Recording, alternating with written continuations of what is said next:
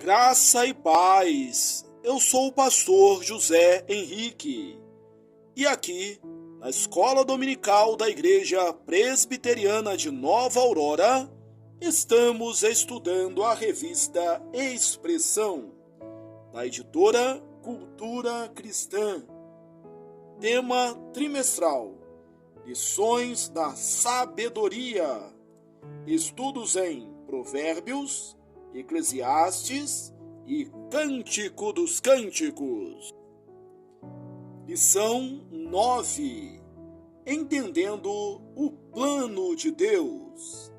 Texto básico: Eclesiastes, capítulo 3 ao capítulo 5, verso 20. Introdução. Na lição passada, podemos perceber que o livro de Eclesiastes se preocupa com o sentido da existência humana. Também vimos que a vida é passageira e tudo só ganha projeção eterna em Cristo Jesus. Aqueles que não têm fé no Deus verdadeiro enxergam o que acontece debaixo do sol como um acúmulo de frustração e cansaço, mesmo que o façam por si mesmos ou por alguém. Agora, o pregador tem por interesse mostrar que tudo isso está debaixo de um plano abrangente, administrado por Deus, sem excluir a responsabilidade humana. Tópico 1. Começando pelo fim. Para demonstrar a tese citada acima, vamos começar com a análise dos últimos versículos desta seção. Eclesiastes 5, 18 a 20. Compare com 2, 24 a 26 e perceba que o tema unificador é ter alegria com o fruto do seu trabalho. Ter alegria com o fruto do seu trabalho. Assim, caso o homem não veja que o fruto do trabalho é dádiva de Deus e não aprenda a desfrutá-lo pela fé, sua vida debaixo do sol terá sido miserável. É importante destacar que Salomão enxerga as bênçãos de Deus subordinadas à fé. O homem moderno, provavelmente tentando escapar da dureza da vida e da busca por propósito, excluindo Jesus Cristo da equação, coloca nas dádivas de Deus toda a sua esperança e conforto, ao invés de aproveitá-las subordinadas a Ele. Muitas são as pessoas que têm no trabalho e no que podemos proporcionar a si mesmos ou à sua família o propósito máximo da existência. Esqueceram-se que as bênçãos sem Deus são maldições, pois são meios para nos fazer basear o sentido da vida neste mundo e no nosso conforto. O pregador, como sábio inspirado por Deus, tem profunda consciência disso. Ele alerta aqueles que conhecem o Deus verdadeiro a não trilharem o caminho dos infelizes, porque só em Deus encontramos perfeita alegria. Qualquer alegria que ele encontra é centrada em Deus. Sem Deus, a vida não tem sentido e é miserável, especialmente se vivemos pelo dinheiro. Mas quando conhecemos o Deus da alegria, o dinheiro pode ser uma bênção. Essa é a sabedoria divina que precisamos buscar. Nós não somos as setas ou desprezamos os bens da vida como se fossem pecaminosos. A teologia reformada resgatou que as Escrituras ensinam que Deus concedeu dádivas aos homens para que eles as desfrutem e tenham alegrias. Ao mesmo tempo, ela também alerta sobre a necessidade de não transformá-las em ídolos, excluindo o seu doador. Tópico 2. Tudo é plano de Deus. Coligada à responsabilidade humana de buscar felicidade subordinada à fé, o sábio afirma que tudo está debaixo de um plano determinado por Deus. O tema da soberania de Deus e da responsabilidade humana é complexo e intrigante. Letra A. Concursos. Concursos é uma palavra do latim que significa basicamente cooperação. Entendemos que a ação providencial de Deus na história para a realização do seu plano é feita de modo que ele age através de causas secundárias ou por agentes livres. Isso significa que Deus não só supervisiona, mas garante que tudo ocorra segundo a sua vontade, embora as ações sejam realizadas por outro. Veja, não é algo muito simples de se compreender e aceitar, mas essa é a verdade da palavra de Deus. As causas secundárias, que nesse caso é o homem, agem de acordo com sua própria vontade e fazem ativamente tudo o que desejam fazer. Entretanto, Deus é quem dirige e dispõe para que assim cumpram o plano eterno. Uma afirmação que exprime essa verdade na Bíblia é a que Deus dirige, controla ou dispõe o coração dos homens para realizar sua vontade. Provérbios 16:9, 19:21 e 21:1. Vejamos exemplos do concurso divino com o ímpio e com o crente. Letra B. Concursos com o ímpio. Talvez imaginemos que a direção do Senhor alcance somente aqueles que estão sob os cuidados do Espírito Santo. Na verdade, todas as criaturas de Deus cumprem o seu plano eterno, inclusive o perverso. Êxodo 4:21. O Senhor havia prometido que tiraria seu povo do cativeiro egípcio com mão poderosa, e dizendo a Moisés que endureceria o coração de Faraó. Êxodo 7:3.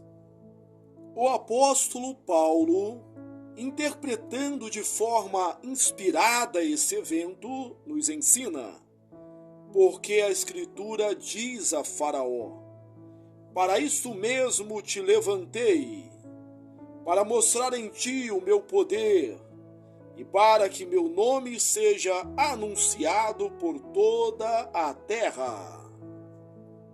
Logo, tem ele misericórdia de quem quer e também endurece a quem lhe apraz. Romanos 9, 17 e 18 e Êxodo 9, 16. À luz dessa verdade, não pensemos que Faraó tenha sido eximido de sua responsabilidade por não ter ouvido o Senhor. Depois de algumas vezes ter sido advertido para que deixasse o povo ir, a mesma Escritura afirma: mas ainda esta vez endureceu Faraó o coração e não deixou ir o povo. Êxodo 8:32, Êxodo 7, 13 a 14, 22 a 23, Êxodo 8, 15 e 9, 7. Veja como o concursos é explícito nesse caso. A ação soberana de Deus sobre Faraó foi muito clara, pois o Senhor disse que endureceria o coração dele. Mas Faraó também endureceu o seu próprio coração e não quis dar ouvidos às orientações de Moisés e Arão, trazendo graves consequências, tanto para si mesmo quanto para todo o seu reino. Faraó não foi obrigado ou forçado a impedir a saída do povo. Ele o fez porque quis, porque era mau, porque não desejava obedecer ao Senhor.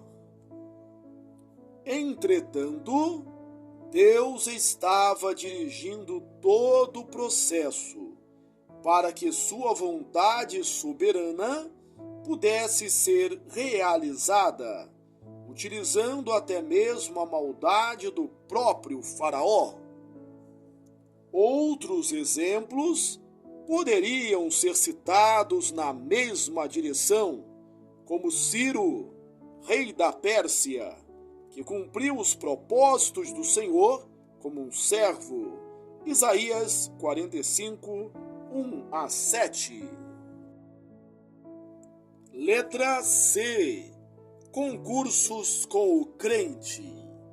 A ação soberana de Deus sobre suas criaturas estende-se também àqueles que fazem parte do seu povo eleito.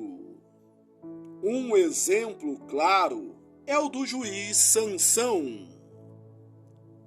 Aqueles que duvidam da genuinidade da fé de Sansão devem se lembrar que ele foi colocado entre os heróis da fé do Antigo Testamento. Hebreus 11, 3 a 32. Sansão nasceu com uma missão bem específica. Ele começaria a livrar a Israel do poder dos filisteus. Juízes 13, 5. Para tanto, ele foi consagrado nazireu por seus pais, atendendo à ordem do anjo do Senhor. Juízes 13, 5. Já moço, Sansão engraçou-se por uma filisteia e desejou se casar com ela. Seus pais o advertiram. Juízes 14, 3. Eles sabiam que Deus não se agradava da união entre o seu povo e aqueles que não confessavam o senhorio do Deus de Israel. Tal prática era, e ainda é, proibida ao povo do Senhor.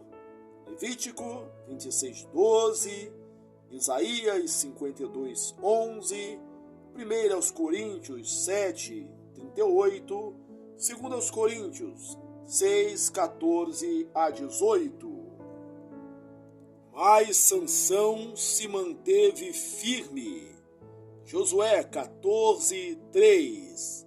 Sansão desejou aquela moça de Timna e o fez de forma consciente e volitiva, ou seja, seu coração estava disposto a desobedecer a Deus por causa dela, porque a queria muito.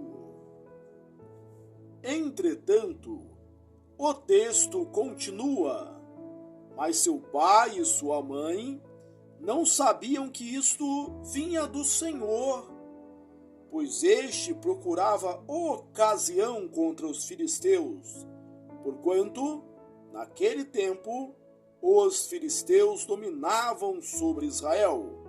Josué 14, 4. Veja como o concursos está também muito presente neste evento. O Senhor tinha um propósito muito claro, que era livrar Israel dos filisteus, e usaria Sansão para isso. Mas não pensemos que Sansão tenha sido obrigado ou constrangido a fazer o que fez. Ele desejou aquela moça e preferiu desobedecer a seus pais e a Deus. Assim é conosco hoje também. Deus tem um plano eterno e nos dirige e usa para cumpri-lo.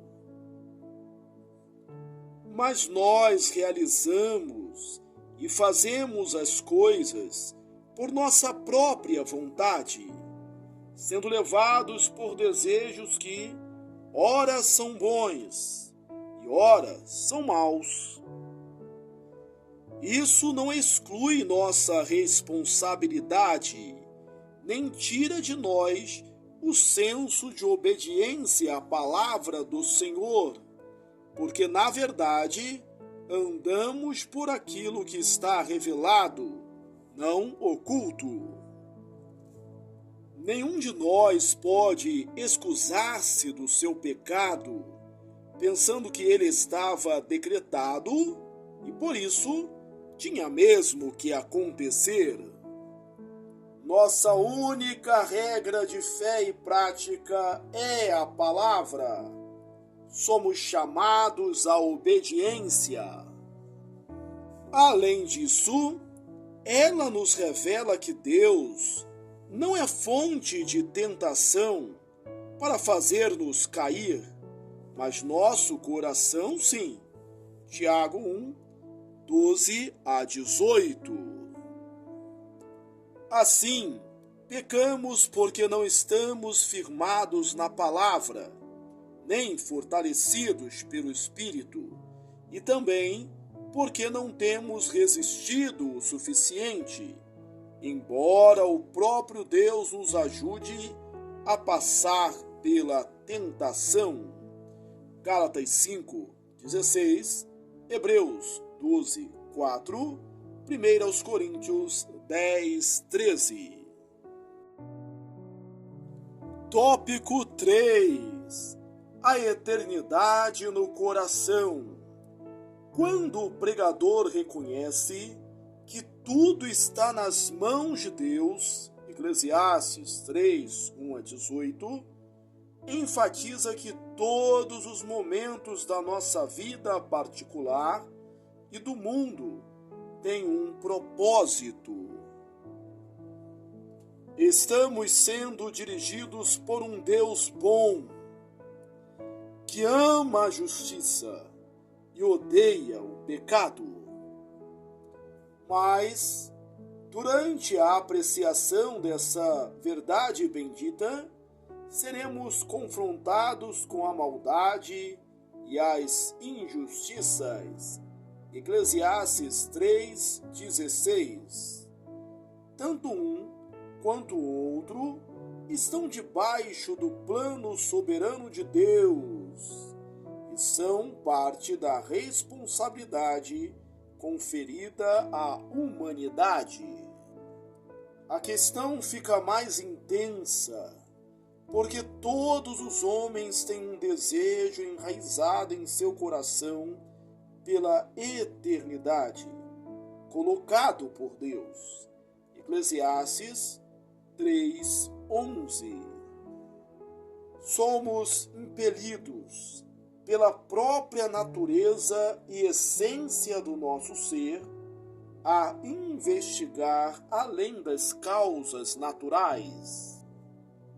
Essa inquietação traz transtorno e desespero para aqueles que confrontam as belezas da vida com as suas mazelas, desconsiderando que é um Deus bom, santo e justo.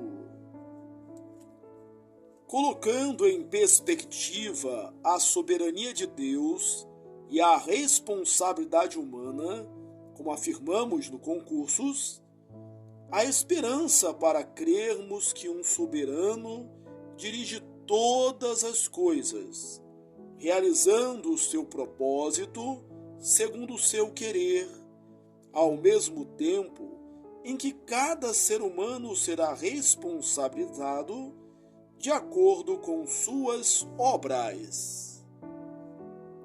A fé nas Escrituras não permite que caiamos em desespero ou idolatria, enxergando as boas dádivas de Deus como um fim em si mesmas, ou vendo como os ímpios prosperam.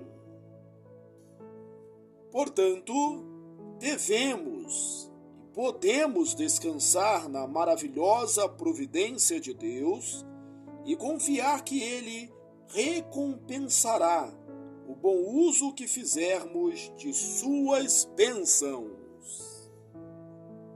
Também tranquilizamos nosso coração com a certeza de que a justiça é perfeita.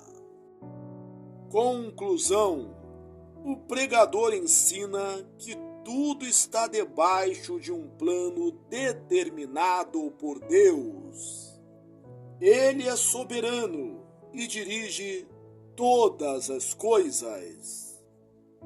No entanto, cada ser humano tem sua responsabilidade e vive de acordo com a disposição do seu coração. Como Deus colocou a eternidade no coração do homem, se ele não encarar a vida pela fé, poderá perder-se em idolatria ou ceticismo. Aplicações: crendo na soberania de Deus, submeta-se à sua vontade revelada nas Escrituras. Crendo na responsabilidade humana, viva com a consciência de que precisa agradar ao seu Senhor com uma conduta sábia e piedosa. Concluímos a leitura da lição 9, Entendendo o Plano de Deus. Texto básico, Eclesiastes 3, ao 5, versículo 20.